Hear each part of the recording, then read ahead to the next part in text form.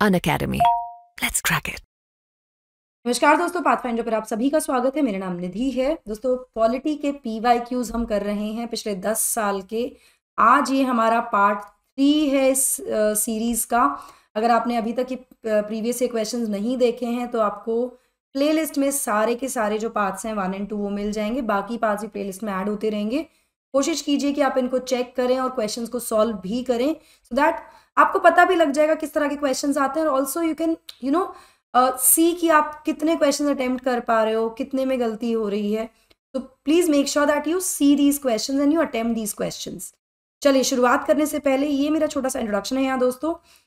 ये मेरा Telegram channel है जहाँ पर आप मुझे फॉलो कर सकते हैं मेरी सभी क्लास की अपडेट, शेड्यूल्स और PDFs के लिए। अनअकैडमी पर एक्सक्लूसिव कंटेंट को अनलॉक करने के लिए आप यूज कर सकते हैं मेरा कोड NDLive10। इस कोड को आपको लगाना है डिस्क्रिप्शन बॉक्स में दिए गए एक लिंक को ओपन करने के बाद। एक लिंक दिया होगा, उसको ओपन करेंगे जहां पर ये सारा कंटेंट आपको मिल जाएगा। वहां पर आपको ये कोड यूज करना है NDLive10। साथ ही सब्सक्रिप्शन लेने अगर आप जाते हैं तो वहां पर आपको फ्लैट 35% डिस्काउंट मिलता है जब आप मेरा कोड यूज करते हैं। हमारे करोल बाग सेंटर पर ये फिलहाल कोर्सेज चल रहे हैं दोस्तों, जहां पर जिसके लिए एडमिशन ओपन है 25-26 के फाउंडेशन सक्सेस प्रोग्राम में। जैसा कि मैंने आपको बताया, मेरा कोड अगर आप यूज़ करते हैं NDLive10 तो आपको 35% का डिस्काउंट मिलता है। कोई भी और क्वेरी के लिए आप सेंटर विजिट कर सकते हैं या फिर इस नंबर पर भी कॉल कर सकते हैं। मुखर्जी नगर सेंटर में भी हम ये कोर्सेज लेकर आए हैं आपके लिए। 35% डिस्काउंट यहाँ पर भी आपको मिल रहा है विद माई कोड। आप मुखर्जी नगर सेंटर विजिट कर सकते हैं या फिर इस नंबर पर कॉल करके अपनी सभी क्वेरीज को रिजॉल्व कर सकते हैं। यूपी के प्रयागराज में भी एक सेंटर हमने शुरू कर दिया है दोस्तों, जहां पर ना केवल UPSC फाउंडेशन कोर्स हम लेकर आए हैं आपके लिए, प्लस सब्सक्रिप्शन के साथ प्रीलिम्स का क्रैश कोर्स भी यहाँ पर मिलेगा और UP PCS के लिए भी फाउंडेशन कोर्स हम यहाँ लेकर आए हैं। जो भी UP PCS के एस्पिरेंट्स हैं वो भी इसको अटेंड कर सकते हैं। क्योंकि इस सेंटर के पहले कोर्सेज हैं तो यहाँ पर आपको फ्लैट 40% डिस्काउंट मिल रहा है। कोड आपको यूज करना है NDLive10। इस नंबर पर आप कॉल कर सकते हैं अपने किसी भी डाउट या क्वेरी के लिए, या फिर सिविल लाइंस में सेंटर को आप विजिट कर सकते हैं। जो भी दिल्ली में रहने वाले एस्पिरेंट्स हैं उनके लिए भी हम क्रैश कोर्स ले आए हैं 2024 की तैयारी के लिए, CSAT का और GS का दोस्तों। ये मंथ एंड से शुरू होने वाले हैं हमारे बैचेस। अभी जाइए करोल बाग सेंटर विजिट कीजिए और इन कोर्सेज के बारे में और ज़्यादा जानकारी आप वहाँ से पा सकते हैं। कोड आपको यूज़ करना है NDLive10। चलिए, अब शुरुआत करते हैं with the next set of questions. तो सबसे पहले जैसा कि हम करते आ रहे हैं, हम क्या करेंगे, पहले क्वेश्चन को पढ़ेंगे। 10 सेकंड का मैं पॉज आप लीजिए, वीडियो को पॉज कीजिए, उसके बाद आप आंसर देखिएगा, ठीक है। चलिए, with reference to deputy speaker of Lok Sabha consider the following statement. Deputy speaker के बारे में यहाँ स्टेटमेंट्स दी गई हैं, उसमें से बताना है कि कौन सी स्टेटमेंट करेक्ट है। As per the rules of procedure and conduct of business in Lok Sabha, जो इलेक्शन है डेप्यूटी स्पीकर का, it shall be held on such date as the speaker may fix. तो जो इलेक्शन होता है डेप्यूटी स्पीकर का, according to the rules of procedures and conduct of business in Lok Sabha, speaker decide करते हैं उसकी date. There is a mandatory provision that the election of candidate as deputy speaker of Lok Sabha shall be from either the principal opposition party और the ruling party. ये एक प्रावधान है, मतलब mandate है कि जो इलेक्शन होगा, जिसके लिए जो कैंडिडेट आएगा वो या तो ऑपोजिशन पार्टी से होना चाहिए, रूलिंग पार्टी से होना चाहिए, ठीक है। The deputy speaker has the same power as of the speaker when presiding officer presiding over the sitting of the house and no appeal lies against his ruling. जो deputy speaker होते हैं, जब वो स्पीकर के behalf पर presiding officer होते हैं, जब स्पीकर एब्सेंट हैं तो प्रिसाइडिंग ऑफिसर कौन होता है, डेप्यूटी स्पीकर होता है। तो उस समय उनके पास वो सभी पावर्स होती हैं जो स्पीकर के पास होती हैं और कोई भी अपील नहीं होती उनकी रूलिंग्स के अगेंस्ट, जैसे कि स्पीकर के पास अधिकार है। The well-established parliamentary practice regarding the appointment of deputy speaker is that motion is moved by the speaker and duly seconded by the prime minister. एक well-established parliamentary practice है with respect to the appointment of deputy speaker की जो motion है उसको लेकर आते हैं speaker और उसको सेकंड किया जाता है प्रधानमंत्री के द्वारा। कौन सी स्टेटमेंट यहाँ सही है आपको ये बताना है। 1 and 3, 1, 2, 3, 3 and 4, 2 and 4। तो यहाँ पर आप वीडियो को 10 सेकंड के लिए पॉज कीजिएगा और उसके बाद आगे जाइएगा आंसर देखने के लिए। Answer is A here, which means 1 and 3 are correct। ये बिल्कुल सही स्टेटमेंट्स हैं, 1 and 3 बिल्कुल सही स्टेटमेंट्स हैं यहाँ पर, ठीक है। ये ऐसा कुछ नहीं है और ऐसा भी कुछ नहीं है। Now, the date of election of deputy speaker is fixed by the speaker। Speaker के द्वारा फिक्स की जाती है। While on the other hand, the date of election of speaker is fixed by the president. Speaker के चुनाव की जो date है वो प्रेसिडेंट के द्वारा फिक्स की जाती है, डेप्यूटी स्पीकर की स्पीकर करते हैं। सेकंड स्टेटमेंट इनकरेक्ट है, कोई भी मैंडेटरी प्रावधान ऐसा नहीं है with respect to the election of the candidate कि वो डेप्यूटी स्पीकर जो इलेक्शन होगा, जो इलेक्शन का कैंडिडेट होगा डेप्यूटी स्पीकर का लोकसभा में, उसको या तो प्रिंसिपल ऑपोजिशन पार्टी से या रूलिंग पार्टी से होना चाहिए। It is only by convention, ये कन्वेंशन के द्वारा है कि जो डेप्यूटी स्पीकर का पद है वो ऑपोजिशन पार्टी को दिया जाता है Bharat. Third statement, in case of absence of speaker deputy speaker preside over the sessions of Lok Sabha, बिल्कुल सही स्टेटमेंट है, उनके पास वो सारी पावर्स और अधिकार होते हैं जो कि स्पीकर के पास होते हैं। Statement 4 is incorrect again, deputy speaker को इलेक्ट किया जाता है लोकसभा में from amongst the members right after the election of speaker has taken place. Speaker के चुनाव के बाद from amongst the members deputy speaker का चुनाव होता है, उनमें से उसको चुना जाता है। कोई भी ऐसा प्रावधान नहीं है, एस्टैब्लिश प्रैक्टिस नहीं है जहां पर जो मोशन है इलेक्शन का वो स्पीकर के द्वारा लाया जाएगा और उसको प्रधानमंत्री सेकंड करेंगे। ठीक है, next question, in a particular area, if a particular area is brought under the 5th schedule of constitution of India, which one of the following statement best reflects the consequences of it?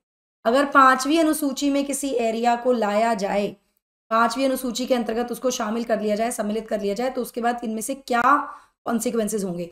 This would prevent the transfer of land of tribal people to non tribal people, prevent the transfer of land. ठीक है, this would create a local self governing body in that area, this would convert that area into a union territory, the state having such areas would be declared a special category state. ना पहला statement बिल्कुल सही है, absolutely correct. अगर fifth schedule है हमारे constitution का, वो डील करता है with the administration and control of scheduled areas. Scheduled areas की जो एडमिनिस्ट्रेशन है, कंट्रोल है उसके संबंध में, as well as the scheduled tribe residing in any state other than the states of Assam, Meghalaya, Tripura and Mizoram, इन राज्यों को छोड़ के बाकी राज्यों में। ठीक है, गवर्नर यहाँ पर रेगुलेशंस बना ला सकते हैं for the peace and good government of scheduled area after consulting the tribes advisory council, और इस तरह की रेगुलेशन प्रोहिबिट कर सकती हैं या रिस्ट्रिक्ट कर सकती हैं the transfer of land by tribal to non tribal member. ठीक है, और among the members of scheduled tribe regulate the allotment of land of members of scheduled tribes. ठीक है, तो पहला स्टेटमेंट यहाँ पर बिल्कुल सही है, सेकेंड स्टेटमेंट इनकरेक्ट है, थर्ड भी इनकरेक्ट है, फोर्थ भी इनकरेक्ट है। तो second statement, according to the provisions under article 244 5th schedule जो है संविधान का, ट्राइब्स एडवाइजरी काउंसिल है उसको स्टैब्लिश किया जाएगा हर राज्य में, हैविंग शेड्यूल्ड एरियाज देयरइन, और यदि राष्ट्रपति डायरेक्ट करते हैं तो किसी भी राज्य में जहां पर शेड्यूल्ड ट्राइब्स हैं बट शेड्यूल्ड एरियाज नहीं है, ट्राइबल एडवाइजरी काउंसिल एक एडवाइजरी बॉडी है, गवर्निंग बॉडी नहीं है। थर्ड भी इनकरेक्ट है, किसी भी एरिया को अंडर 5th शेड्यूल अगर लाया जाता है तो वो एरिया यूनियन टेरिटरी में कन्वर्ट नहीं होता है। चौथा स्टेटमेंट, किसी भी एरिया को जो 5th शेड्यूल में लाया जाएगा कॉन्स्टिट्यूशन से, इसका मतलब ये नहीं है कि उसको स्पेशल कैटेगरी स्टेट की कैटेगरी में डाला जाए।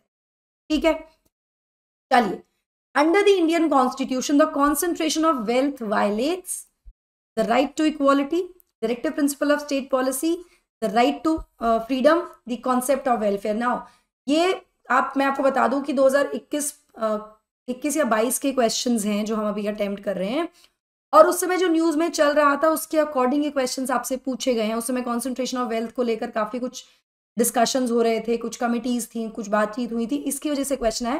काफी सिंपल क्वेश्चन, तो बहुत ही सिंपल है यहाँ पर। तो concentration of wealth it violets directive principle of state policy, article 39 में दिया गया है इसके बारे में, जहां पर जो कहता है the state shall direct its policy towards securing that the operation of economic system does not result in the concentration of wealth and means of production to the common detriment. Concentration of wealth नहीं होना चाहिए। These are what principles? These are socialistic principles. और भी कुछ प्रावधान यहाँ पर दिए हुए हैं जैसे कि equal pay for equal work etcetera, socialistic principle के अंतर्गत आता है आर्टिकल 39 और बहुत सारी चीजें दी हुई हैं यहाँ। ठीक है, चलिए next is what is the position of right to property in India. Right to property का फिलहाल क्या पोजीशन है हमारे देश में? Legal right available to all citizens only, legal right available to any person, fundamental right available to citizens only, neither fundamental right non legal right. अब देखो ये ना बहुत सिंपल लग रहा होगा क्वेश्चन देखने, मेरे तो बहुत ही आसान क्वेश्चन है तो हमको पता है, लेकिन यहाँ पर उन्होंने सिटीजन्स एनी पर्सन कर दिया।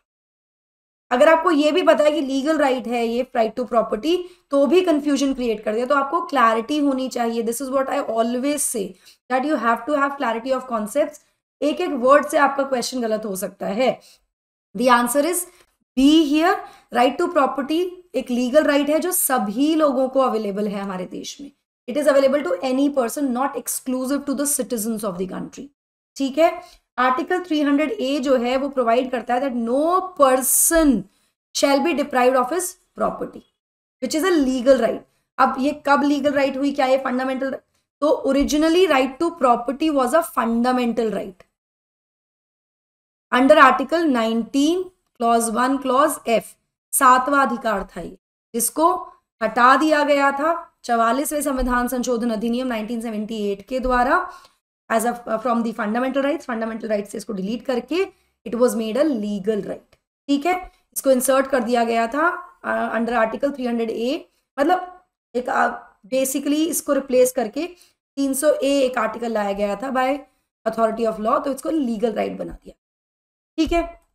आई होप ये जो क्वेश्चंस हम कर रहे हैं आप इनको सॉल्व भी कर रहे हैं, और थोड़े थोड़े कॉन्सेप्ट्स, जैसे अभी सिटीजन वाला क्वेश्चन आ गया था, राइट टू जो प्रॉपर्टी है ये सिटीजन्स के पास है कि सभी के पास है। जैसी बहुत छोटी छोटी चीजें होती हैं जो कई बार हम जब क्वेश्चंस अटेम्प्ट करते हैं तो हम वो हमारे दिमाग में बैठ जाती है और एग्जाम में गलती नहीं होती। चलिए, अगर आप यूपीएससी की तैयारी कर रहे हैं और आप आईएएस ऑफिसर बनना चाहते हैं अपने पहले अटेम्प्ट में दोस्तों, तो आपके लिए आई है एक फ्री वर्कशॉप जो कि हमारे टॉप एजुकेटर्स लेकर आ रहे हैं यूपीएससी के दिल्ली के करोलबाग सेंटर में। 2 घंटे की वर्कशॉप होगी। 14 जनवरी को ये की जा रही है। अभी इसके लिए एनरोल कर लीजिए। एनरोल करने के लिए आपको इस QR कोड को स्कैन करना है, खुद को रजिस्टर कर लेना है, ताकि आप जाएं और अपने जो भी डाउट्स कन्फ्यूजन्स हैं with respect to UPSC preparation वो आप इन सभी एजुकेटर्स के साथ, मेंटोर के साथ डिस्कस कर सकते। इसके अलावा हमारे ऑफलाइन सेंटर्स आप विजिट कर सकते हैं। ये सारे बेनिफिट्स आपको यहाँ पर मिल जाते हैं, जैसे फ्री डेमो क्लासेस मिल रही हैं, ऑफलाइन करंट अफेयर क्लासेस है, वन ऑन वन मेंटोरशिप है, एजुकेटेड डाउट सॉल्विंग है, और free magazine library wifi facility है। डिस्क्रिप्शन बॉक्स में और कमेंट सेक्शन में पिंड कमेंट में आपको एक लिंक मिलेगा जिसको आपको ओपन करना है फ्री एक्सक्लूसिव कंटेंट के लिए। कोड आपको यूज करना है एजुकेटर कोड NDLive10 वहां पर। So that will be all from my side. I hope you like the session. Do not forget to like, share and subscribe to the channel, and also hit the bell icon so that you get notifications about the latest. Thank you so much. God bless. Take care. Bye-bye.